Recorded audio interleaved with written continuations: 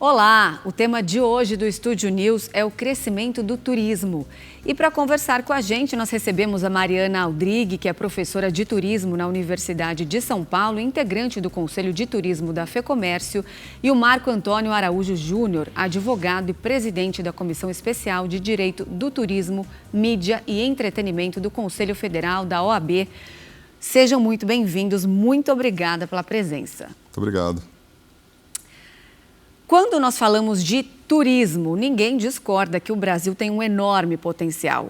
O clima tropical, as belíssimas praias, o ecoturismo e a diversidade cultural são responsáveis por atrair milhões de visitantes todos os anos.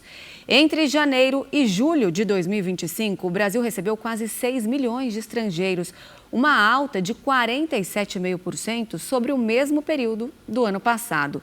Portanto, nós estamos aí diante de um aumento bastante expressivo. Eu começo perguntando para a Mariana como que a gente pode explicar esse fenômeno.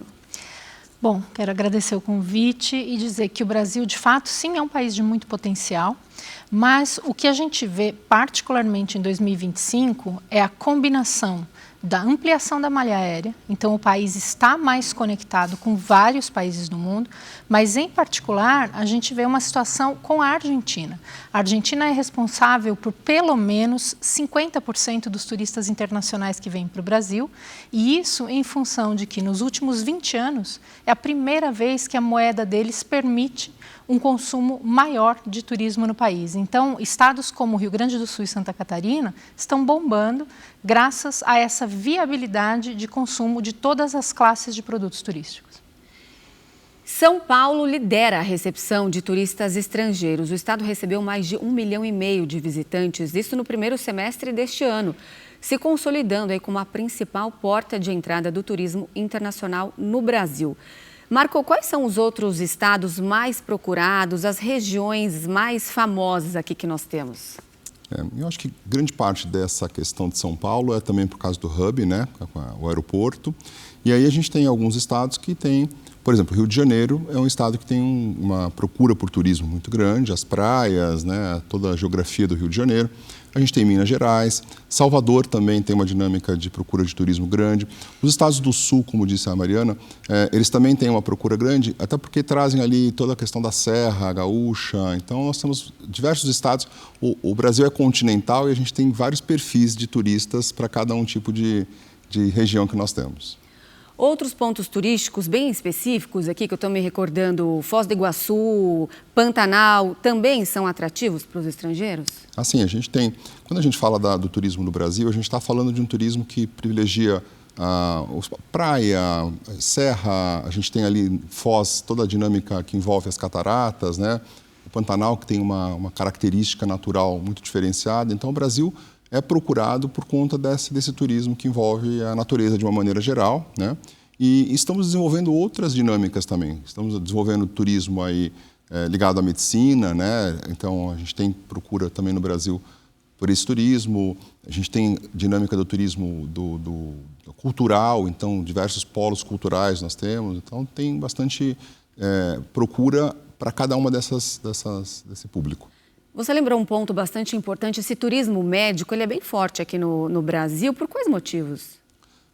Muitas vezes por conta da capacidade técnica dos nossos profissionais, né? Outras vezes por conta até da acessibilidade financeira. Por exemplo, para quem mora na Europa, é muito difícil fazer um tratamento odontológico, é muito caro, e muitas vezes as pessoas vêm para o Brasil para fazer um tratamento odontológico. E dentro da especialidade médica, nós temos profissionais de altíssima qualidade, e que tem uma relevância no cenário mundial e as pessoas vêm para o Brasil para se tratar com esses profissionais. Estética.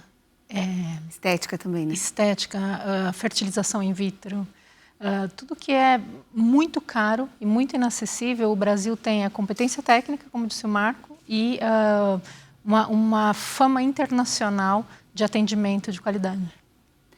E agora, a América do Sul, você falou aqui muito bem da Argentina, continua liderando o ranking de procedências de turistas. E aí eu te pergunto também se cidadãos dos Estados Unidos, de países europeus, também têm nos procurado. Sim. Vamos ignorar 2025 por enquanto, Mas até 2024, historicamente, a gente tinha Argentina em primeiro lugar, Estados Unidos em segundo. E aí depois havia uma alternância, Chile, França, Reino Unido, Uruguai. Então, eles iam dançando conforme a economia dos países ou do nosso país. Mas em 2025, em particular, houve uma mudança que foi a imposição dos vistos para os norte-americanos e também uma situação que a gente ainda não entendeu lá nos próprios Estados Unidos, ou seja, de modo que eles talvez estejam um pouco receosos de visitar. Isso tirou os Estados Unidos do segundo lugar e colocou em alguns meses em terceiro, alguns meses em quarto. Então, de fato, os nossos vizinhos do Mercosul liderando pela possibilidade de chegar de avião e de carro, eventualmente de ônibus e alguns de navio, mas os países europeus com mais similaridade de língua, Itália, Espanha, Portugal e depois França, são os que mais nos procuram, talvez por curiosidade, talvez por conexão, o brasileiro querendo muito ir para lá, tem muito voo, então também é mais fácil vir para cá, mas tem havido um trabalho de promoção para levar o Brasil para outros países além desses tradicionais. A gente precisa dar destaque também para o turismo doméstico. O que nós temos aí de informações sobre as nossas viagens que acontecem aqui, as viagens internas? Eu acho que uma questão que fortalece o turismo doméstico, olhando para esse cenário que a Mariana falava, em 2025, é a questão do câmbio, né? Quando fica mais difícil viajar, o dólar mais alto, o euro mais alto, as pessoas acabam viajando internamente. Nós precisamos também destacar que em 2025 a gente houve uma melhora, né, na malha que em 2024 estava prejudicando. Então, acho que a tendência é que a gente tenha novas empresas atuando nesse mercado para que o preço fique ainda melhor.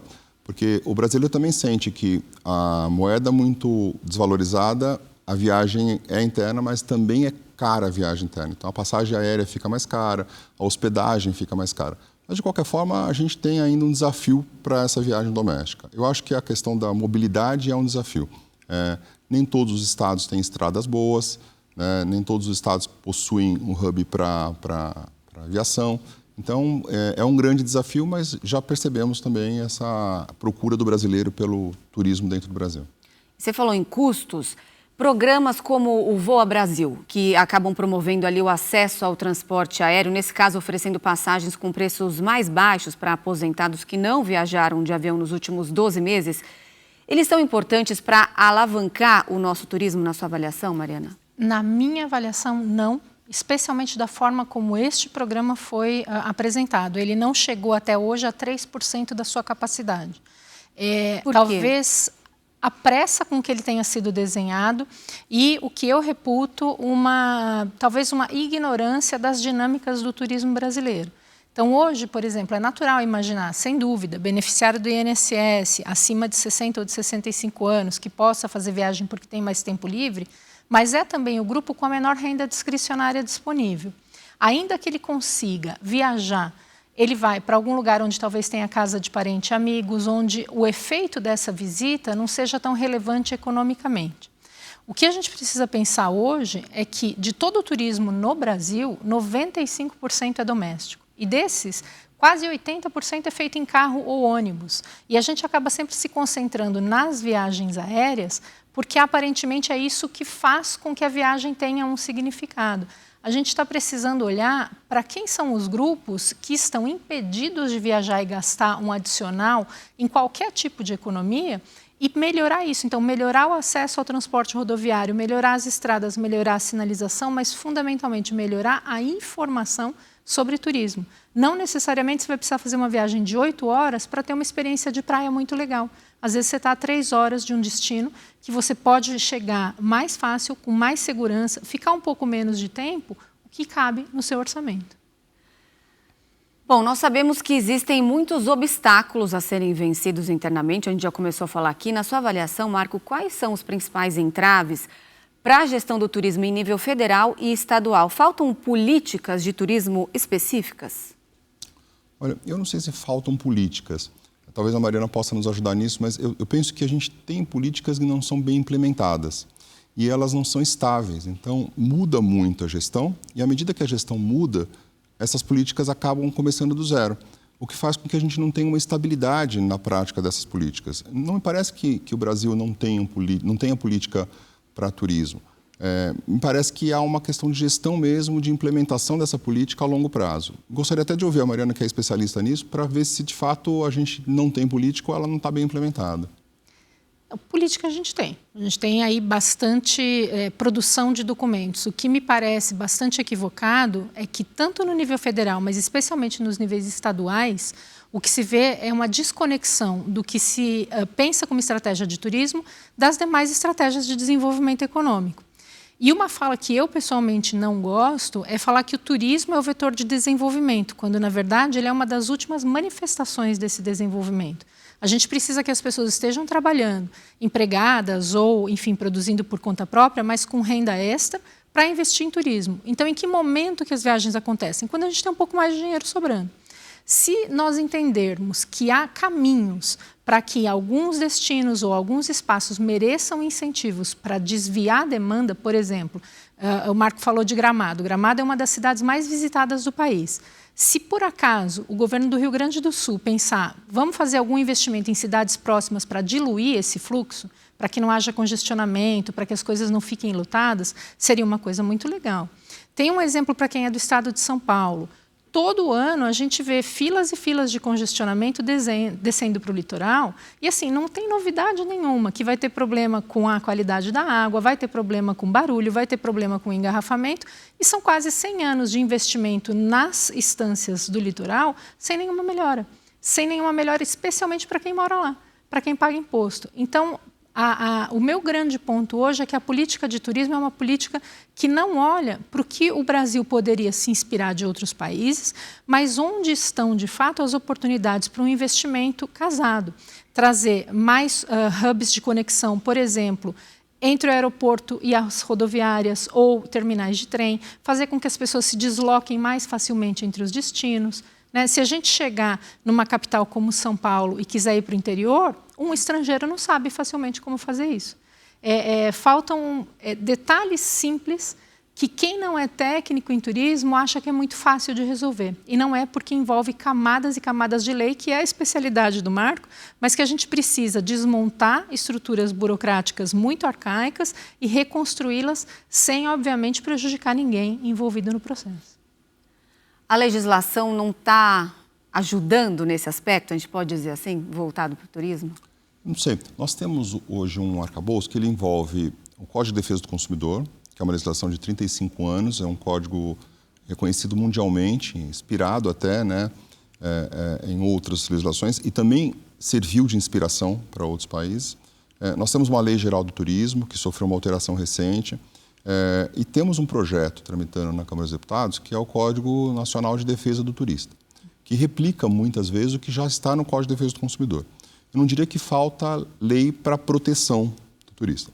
Eu acho que a Mariana traz um ponto muito interessante, que talvez a gente não tenha essa cultura de enxergar o turismo. Quer dizer, quando ela diz, turismo não é só quando você vai de avião para algum outro lugar, né? Turismo é aquele final de semana que você vai para a praia, é a passagem do Réveillon, do Natal.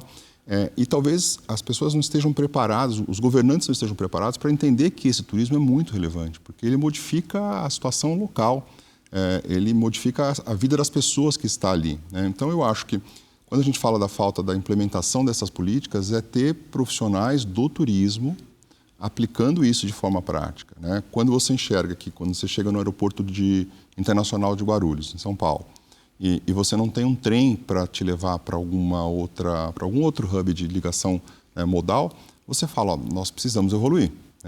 Se você vai para Roma, você consegue ter um trem que vai até determinado local, para a Espanha da mesma forma. Eu acho que não é só a falta de legislação, e nós temos no Brasil um bem-querer, de legislação. Parece que a gente quer mais leis para efetivamente dizer o mesmo. Então, não acho que falta lei, não. Eu acho que falta mesmo profissionais técnicos de turismo olhando para aquela dinâmica do que é o turismo, e aplicando aquilo na prática. E acho que falta essa política implementada de que o Brasil precisa enxergar o turismo como uma parte da sua existência. Acho que esse é um ponto. Cabe só um complemento rapidinho. O Marco está completamente correto, e eu não acho que faltam leis no turismo, que eu acho que falta uma revisão geral dos outros entraves. Por exemplo, há cidades pequenas que têm muito potencial para atrair visitantes de final de semana, muito mesmo. Mas elas têm proibição de abrir o comércio no sábado à tarde ou no domingo. E aí, parte dos turistas que gostaria de comprar alguma coisa para levar para casa não consegue. E a gente não tem suficientes argumentos para mostrar que isso precisa ser flexibilizado antes da promoção do turismo em si. Então, cidades que poderiam se beneficiar, inclusive de um turismo de compras, ou mesmo de um turismo ligado ao artesanato e à produção gastronômica, têm um impedimento que é vinculado ao trabalho cotidiano da cidade, mas que está bloqueando o turismo. E posso falar por cidades em que eu já trabalhei, mas eu sei que esse refinamento vai cidade a cidade. A gente não vai ter uma lei nacional. Serão leis municipais ou eventualmente estaduais, mas que podem facilitar a abertura de empresas ou mesmo a tentativa de novas iniciativas. O Brasil é um país aí com dimensões continentais. Ponto positivo é que tem uma grande variedade ali de cultura, enfim, de atrativos para os visitantes, mas também esse deslocamento acaba atrapalhando de uma certa forma pela grandeza que nós temos. Agora eu quero perguntar se a falta também de uma maior profissionalização na parte de serviços, se é algo que ainda nos atrapalha. Em muitas situações, vocês acreditam que nós deixamos a desejar em relação à qualidade do que é ofertado aos visitantes? Posso começar? Eu diria que é até um pouco injusto falar em falta de profissionalização sem olhar para o fato de que os empregos do turismo estão na última linha da remuneração. Então, o que a gente tem são empregos de baixíssima remuneração e, portanto, baixa produtividade. O que se viu, e eu acho que eu faço parte desse grupo, é que no final dos anos 90 era muito interessante atuar em turismo, era muito interessante trabalhar com turismo porque te daria acesso a viagens e a experiências que quase ninguém tinha chance. Então, a gente chegou a ter mais de 800 cursos de graduação em turismo no Brasil como um todo. Hoje não passam de 200 esses cursos e a maioria minguando. E por que eles estão desaparecendo? Pela real falta de perspectiva do setor. Então, um jovem hoje, especialmente esse jovem que foi adolescente no período da pandemia, ele entendeu que com a mesma dedicação, ele chega a ter uma remuneração 2 ou 3 vezes maior em empresas de tecnologia, de design ou de serviços outros como saúde, beleza, estética, comunicação. E o turismo é muito exigente. A maioria são empregos presenciais, em que você trabalha em pé e lidando com clientes. Então, acaba que a pressão é tão forte que na avaliação dos mais jovens não vale mais a pena. E aí a gente precisa redimensionar a abordagem para qualificar esses serviços. No primeiro semestre de 2025, o turismo internacional injetou quase 5 bilhões de dólares na economia brasileira, se consolidando como um dos grandes motores do país. Esse valor representa um aumento de 13% em relação ao mesmo período do ano anterior. Isso significa mais empregos e desenvolvimento regional, principalmente para pequenos e médios empreendedores do setor que estão espalhados aí por todas as regiões do país. Marco, quais setores acabam sendo os mais beneficiados? Tirando essas questões que vocês falaram, que muitas vezes eles não conseguem nem trabalhar por conta dessas questões específicas aí, que é algo simples que poderia ser destravado, como a Mariana bem explicou. Eu acho que a Mariana fala bem quando ela diz dessa importância do turismo na nossa economia, né? Porque quando a gente fala em receber um grupo de pessoas, uma pessoa, a gente fala de uma microação e de uma macroação. A sociedade como um todo ela tem um impacto, né? Desde o hotel, da pousada, daquele local onde o turista contratou para ficar, até todo o comércio regional, né? Até toda a questão que envolve a cultura. Então, tudo está impactado pelo turismo. Quando alguém faz um pacote de viagem, ele tem uma cadeia de produção que ele contratou. E aquela cadeia passa da fase digital, né, que é uma questão bastante interessante para o turismo hoje, até a entrega final que é feita por uma pessoa quando ela dá bom dia, boa tarde e recebe bem.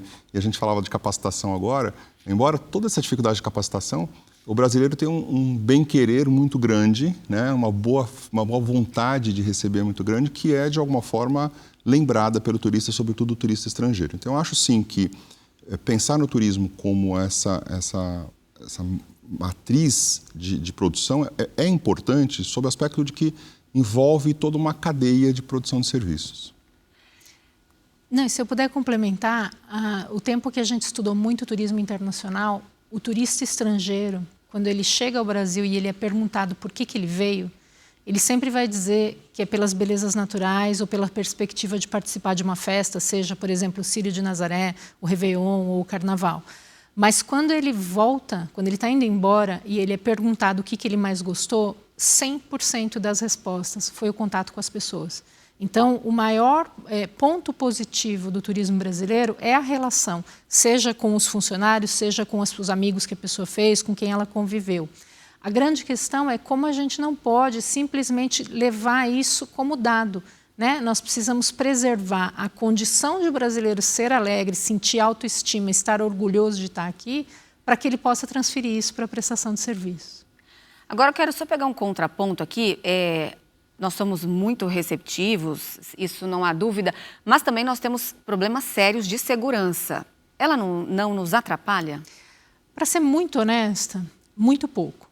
Né? Por que muito pouco? A gente teve uma pesquisa em 2023 sobre o volume de postagens em redes sociais indicando violência contra turistas. E elas foram muito baixas. A questão é, se um episódio de violência acontece numa praia com poucas pessoas e que não está muito na moda, o comentário sobre aquela violência vai ficar restrito à rede de quem sofreu a violência ou de quem entendeu aquela notícia.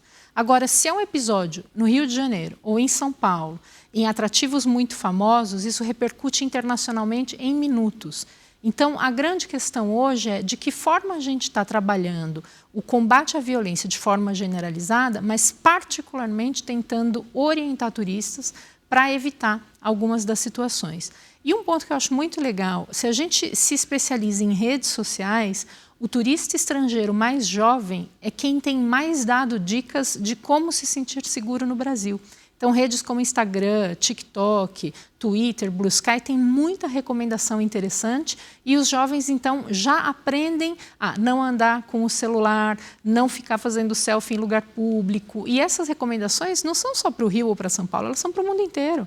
Para Londres, para Roma, para Nova York, a gente não faz essas coisas em nenhum lugar, então eu tenho, nesse ponto eu sou muito otimista. Eu acho que a gente, claro, como todo país vai ter violência, mas a violência não é um detrator de turismo. Qual o papel do setor privado, Marco, nesse cenário que a gente está discutindo aqui? A importância de empresas que intensificam esforços em colaboração com estados e municípios para fortalecer o nosso turismo? É fundamental. Essa parceria público-privado na área do turismo ela é muito importante, né? Porque tem um incentivo público de fazer aquilo acontecer e as empresas precisam participar, né? E precisam investir para que aquilo de fato ocorra. A gente sabe que tudo que envolve o serviço público é um pouco mais lento, demora um pouco mais, tem essa instabilidade que nós falávamos no primeiro bloco, mas quando a iniciativa privada trabalha fortemente, a gente sabe que aquilo funciona bem. A Mariana falava sobre as festas, né? As festas realizadas aqui, eu estou falando de shows, de entretenimento, né? De grandes shows, são realizados com grandes estruturas talvez que outros países do mundo não têm. Então, e isso se deve ao setor privado. É o investimento do setor privado que identifica que tem aquele público e que sabe que aquele público vai responder àquele investimento e, de fato, as pessoas vêm e pagam caro por shows no Brasil e participam. Então, penso que o setor privado tem uma importância muito grande, mas não dá para pensar nele dissociado do serviço público. A gente precisa associar essas duas coisas numa parceria para que a gente possa receber melhor o turista e também se valer dessa questão do turismo dentro da economia. Agora, falando sobre o papel do Ministério do Turismo, já vi muita gente do setor dizendo que com todas as belezas naturais que nós temos aqui no Brasil, com uma cultura rica, diversa, somos ainda pouco explorados e que temos potencial para muito mais. Como que estamos em relação a investimentos, propagandas, para reforçar principalmente a nossa posição como destino turístico global? Acho que são dois aspectos distintos. Então, assim, investimento para promoção do turismo hoje é feito pela Embratur, e a Embratur já não é vinculada ao Ministério do Turismo, ela é um agente autônomo, claro, que com um papel político, com indicação política, mas com um orçamento que aumentou muito com a mudança recente do imposto vinculado às bets, com todo um trabalho de captação de mais recursos. Agora, particularmente falando do Ministério do Turismo, desde o primeiro governo Lula, O Ministério do Turismo é um ministério de acomodação política. Então, os ministros que são indicados, normalmente são ministros com boa relação no Congresso, para capitanear, seja a alocação de emendas para projetos do próprio governo, ou, mais recentemente, para a determinação do uso dessas emendas discricionárias também. O que a gente vê? De novo, a gente volta para o começo. A não existência de um grande projeto claro de onde se quer chegar faz com que muito recurso importante vá, por exemplo, para a construção de um portal. Quando a gente fala portal, não é de internet. É um portal daqueles que é uma estrutura de concreto na estrada, tipo, bem-vindo a uma cidade qualquer. Além de ser muito caro, é completamente ineficiente para atrair turistas, para preservar o turismo ou para aumentar o consumo desse turista na cidade. Hoje a gente tem a necessidade de projetos com centros de convenções, projetos com centro de informações, centros de valorização da memória, ou mesmo de qualificação de artesãs. E esse tipo de projeto está muito pouco pautado. Então, os gastos capitaneados por ministérios do turismo deste governo e de todos os outros são gastos muito mal planejados. Marco, agora, de que forma o digital tem transformado ou está ajudando o setor a crescer? Através de aplicativos cada vez mais completos, onde o turista pesquisa passagens, hospedagens e tem também aqueles rankings, né, aquelas ferramentas de opinião que acabam influenciando de forma decisiva a tomada de decisões na hora que um turista vai fazer alguma compra para uma viagem que ele está planejando ali. Sempre acontece esse tipo de pesquisa, né? É verdade. A Mariana falou sobre isso, né, sobre como a utilização da rede social e muitas vezes por quem não é brasileiro, né? Quem é estrangeiro e está fazendo aqui uma publicidade na rede social, nem tem a finalidade de publicidade, às vezes é uma mera indicação mesmo, né? Olha, vim nesse lugar, gostei muito, você se comporta assim, esse lugar é incrível. Então, é uma indicação de um influenciador, né, digital, falando um pouco do nosso turismo. O digital tem uma grande relevância, desde do instante em que você faz a pesquisa, né, e a gente tem plataformas para isso, para diferenciar preço, para verificar qual é a melhor dinâmica de contratação, até a questão da reputação. A reputação no ambiente digital, ela tem muita força, ela vale como indicação. Então, nós vamos contratar um hotel, a gente olha ali se aquele hotel é bem avaliado, se não é bem avaliado, quantas estrelas tem, e também passa pela entrega do serviço. Tudo que for, de alguma forma, facilitado no ambiente digital é muito positivo. Acho que a falta de comunicação é uma falha que a gente podia corrigir, né? E aí eu falo de informação mesmo para o turista, trazer informação no idioma daquele turista, ou seja, a gente ter multilinguagens, a gente falar um pouco de acessibilidade do ponto de vista de comunicação também para o turista que tem deficiência, isso é muito relevante. Então, o digital pode ajudar a complementar essas falhas e é uma ferramenta muito mais fácil, muito mais dinâmica, e também de um acesso mais democrático. Então, acho que a gente pode ganhar muito com o digital dentro do turismo. Você acredita que ele ainda pode ser melhor explorado? Definitivamente. E pensando agora nesse salto que a gente vai ter com inteligência artificial, uma das preocupações que a gente tem as inteligências artificiais são treinadas a partir da leitura de documentos escritos. Então, mesmo que a gente tenha muito vídeo, muita postagem, são os comentários e são os textos jornalísticos, postagem em blogs, que têm dado instruções para as inteligências artificiais.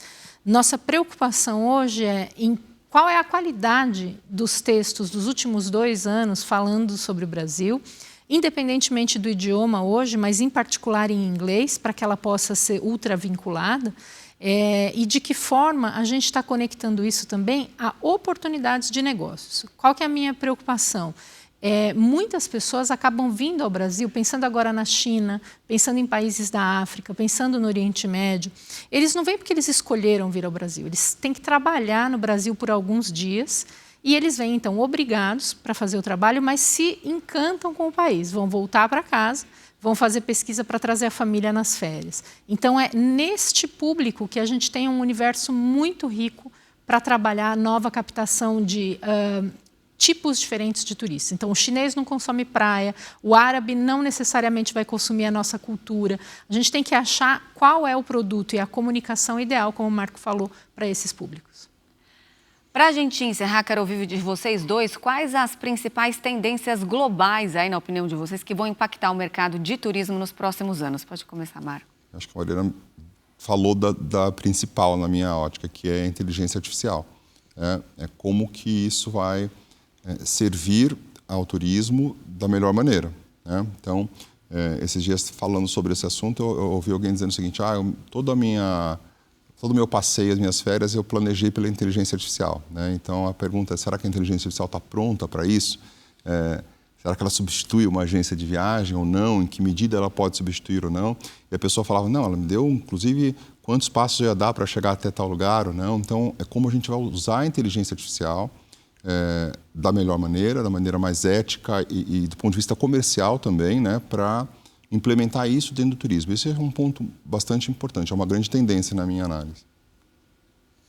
Eu concordo, mas o meu complemento está no fato de que países árabes têm um orçamento que a gente nunca vai ter e eles estão construindo grandes parques temáticos do novo turismo.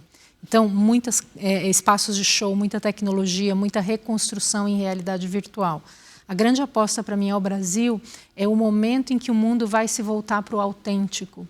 E aí a ideia de conhecer nossa verdade, né? Quem mora nas florestas, quem mora no Pantanal, como é a vida tradicional. E o Brasil tende a ser um celeiro desta espontaneidade, desta autenticidade vinculado com uma natureza que talvez não reste em outros lugares. Então a COP30 está aí para começar a mostrar isso para o mundo, mas a gente tem que seguir o barco, todo mundo junto, para dizer o quanto a gente consegue ser feliz com pouco e com muita criatividade.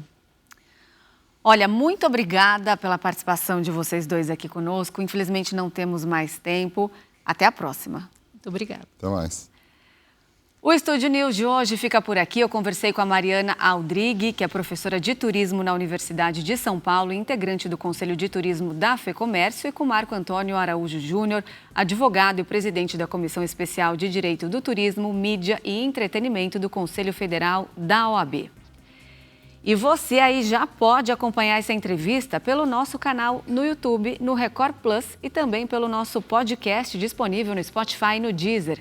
Eu espero você no próximo programa. Até lá!